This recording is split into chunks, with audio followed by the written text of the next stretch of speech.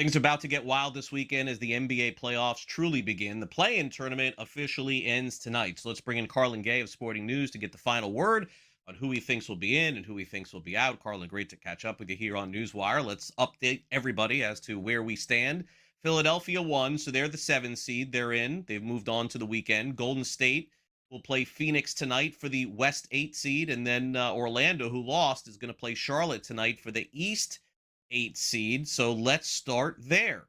Tonight, the Magic can do something that can put all this complaining to rest for the season. But I got to tell you, Carlin, Jamahl Mosley is not feeling good. That seat is red hot. Charlotte's going to have LaMelo Ball, so that's good news for him, even though he, got Bam Adebayo out of that game. That wasn't very nice. Charlotte 3-point favorites tonight in Orlando. They make these spreads for a reason, Carlin. No one is backing the Magic. But they have shown a propensity to win when the chips are down. Is this that time tonight? Yeah, it's funny. You said that Jamal Mosley's seat is red hot. I don't know if you have a report before the season even ends that you're about to lose your job, regardless of what happens in the postseason, whether or not your seat's hot, or you just don't even have a seat to sit in. Like I think Jamal Mosley is going to be standing on the sideline till the season ends right now for the Orlando Magic, and that team is clearly not playing for him. Because we noticed that last week when the Boston Celtics and a cast of guys that they maybe picked up at the rec center on the way into the game beat the Orlando Magic to put them in this position. They should have been playing in the first play-in game and had home court advantage in that game instead of playing in this one. And they lost their opportunity there. They showed up in Philly. They kind of gave Philly a little bit of a fight, but they ultimately lost the game. And I think the same thing is going to happen tonight. Yes, they'll have the home court advantage, but when push comes to shove, if you look into the huddle and you know that your head coach isn't going to be your head coach, regardless of what happens, win, lose, or draw, and you go on to the playoffs, you really don't have that oomph. You don't have that extra, go out there and run through the wall mentality. On the flip side, the Hornets absolutely have that. And I think Charles Lee, he won't win Coach of the Year, but he should get some votes because what he's done with this young Hornets team in the back half of the season has been incredible. And he should be rewarded with a playoff opportunity. Put the Hornets in the playoffs, and that Detroit Hornets matchup in that 1-8 is going to be pretty fun. Yeah, I do think so. Interesting to me, though. Again, I'm staring at the line, thinking to myself, the Hornets were going to win. It wouldn't be that easy to make that line 3, but I don't know. Something tells me the Magic at least keeps this game close tonight, but we will see. All right, your old buddy Gilbert McGregor is freaking out here a little bit. He's covering the Suns, and he thought, oh, yeah, I'm just going to be covering a team that's going to be in the playoffs, but I'm not so sure. Steph Curry has decided to put this team on his back again, and the Warriors are 3.5-point dogs tonight in Phoenix, total 219.5. It feels like Golden State playing with a little bit of house money and now some pressure on Devin Booker and Phoenix tonight. You think there's an upset in store here, Carlin, or do you think the Suns inevitably come away with this win? Listen, if you're on the East Coast and you can try to stay up and watch this entire game, I encourage you to do so because there is no one like watching Steph Curry when he has it going. When he is on a roll, he's as much fun across any sport, really. Steph Curry is must-see TV, and we saw that, against the Blazers. He kind of got hot, got rolling a little bit, and even in his advanced age, it's just fun to watch him go out there and just take over a basketball game. And he's going to have that same opportunity here against Phoenix tonight on the road. As you said, if they lose this game, it's a ho hum, Steph Curry has a bunch of championships. He's going to waltz into the Hall of Fame. This is not going to put anything, as a negative on his resume. So he's going into a game without a ton of pressure in an elimination game. And normally when Steph Curry has those opportunities, he performs to the highest level because he always wants to remind you, hey, I'm still one of the greatest players that ever played this basketball game. The other player that has super motivation, Draymond Green, and he's going to be extra motivated to remind one Dylan Brooks that he is still the ultimate shut you down bad guy in the NBA. So I do have the Warriors going on the road and surprising the Suns. The Suns have had an incredible season. But with the injuries that stacked up in the middle of February into March, put them in this play-in situation. They should have kind of been a top 6 seed. They were playing that way. And I really believe that they probably would have got into the postseason if they were able to stay healthy all season long. But they're running into a buzzsaw on Steph Curry, who was on a mission to get his team into the postseason one more time. Yeah, it does look like it based on what I saw last game. But again, we'll see tonight. Should be fun. Okay, coming up this weekend, we got some really fun series in the NBA, but if the league had its choice, this would be the 6 a.m. start game. Oh my gosh, Carlin. Like, I mean, no offense to Toronto or Cleveland here, but I mean, this is just like, the Houston Texans playing on Saturday afternoon. I mean, I just got to call it what it is because Cleveland is really good. And unfortunately, I think that there's a chance that they're way better than even Toronto is in the series. But I have a feeling in the end, Toronto probably wins their home games. But man, they're up against it in game one. Cleveland, 8.5 point favorites, total of 219.5. And by the way, Cleveland had a chance to rest some guys at the end of the season, too. Let me help some people out here right now. If you have a partner who does not like watching basketball with you, take this game as an opportunity to show them that you can skip a couple playoff games, and it would be you can win some brownie points in this one. Hey, we can watch this one later on tape. Don't worry, we don't have to watch this one live. This series right now is going to be one of those series that we find out about who wins next week because everybody will be skipping this one. But I do have Toronto splitting the game, one game, either game one or game two, Yeah, and makes going sense. back home with a 1-1 tie. It's just not going to be game one. Cleveland's going to be fired up. They're going to be jacked up. Donovan Mitchell is going to have one of those takeover type games. Let's see if he can do that in games 5, 6 in this series when it gets there. But Cleveland should win game one, and they should do it running away. Okay, so now the most intriguing series because I'm seeing a lot of backing for the Hawks here, Carlin. I don't know. Maybe it just doesn't happen here. But Knicks are 5 point favorites, total 216.5. I think if the Knicks come out and smash Atlanta in game one, all New York fans will just feel, okay, we'll probably end up winning this series in 6 or 7. But what happens here tomorrow in game one?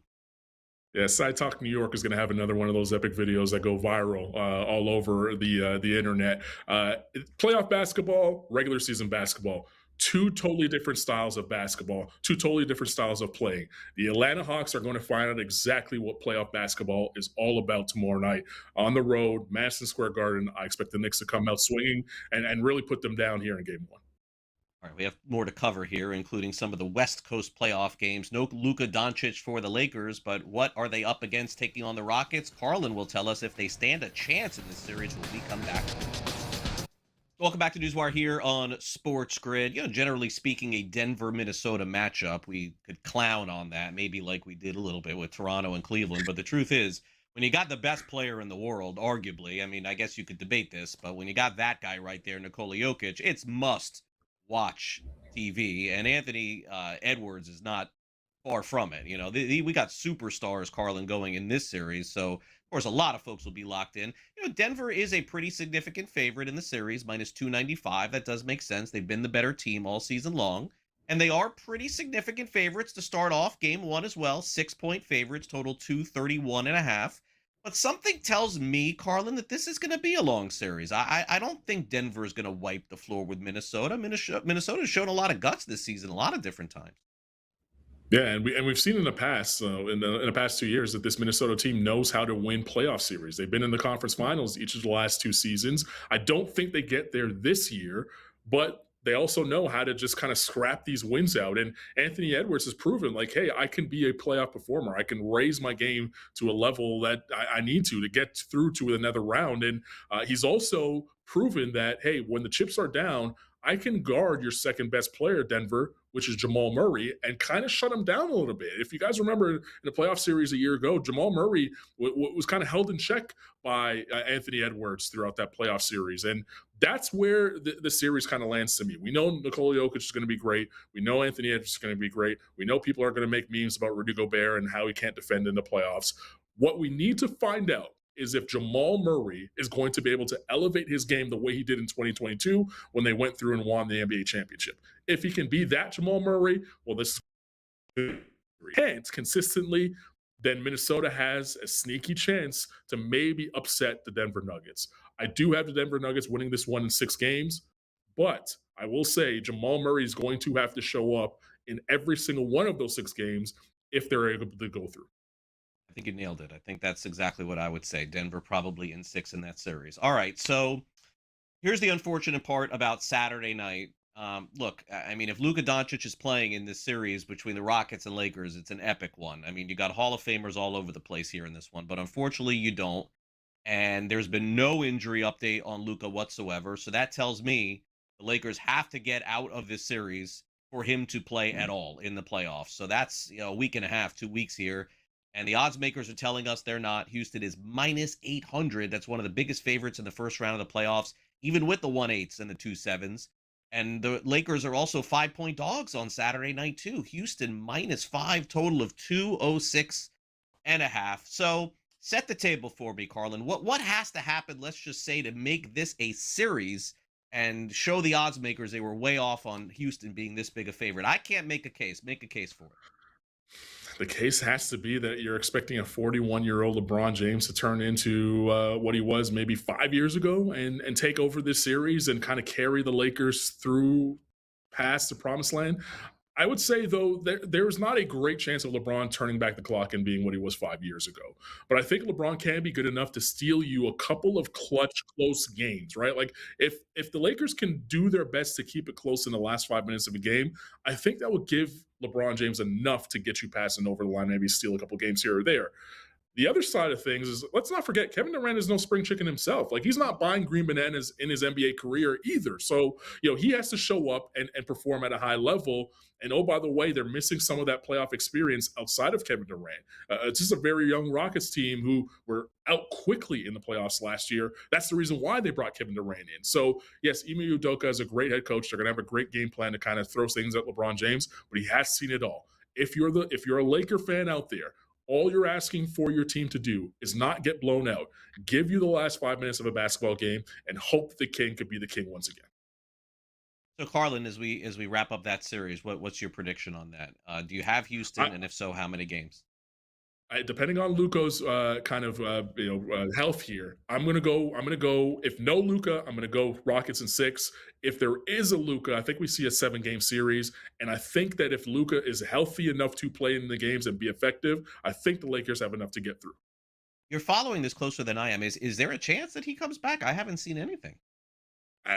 There's always a prayer, as long as they haven't ruled them out completely. So that tells me something that they're keeping hopes alive. So again, a 40% Lucas is better than not having him at all, right? Like, so yeah, you kind of hope that he could at least step on the floor and maybe give you something. Carlin, with the "there's always a prayer" line, that gives the Lakers a lot of hope going into this series. All right, Carlin, we'll go with "there's always a prayer." Thanks for coming on. Really appreciate it. Have a good one. He's not.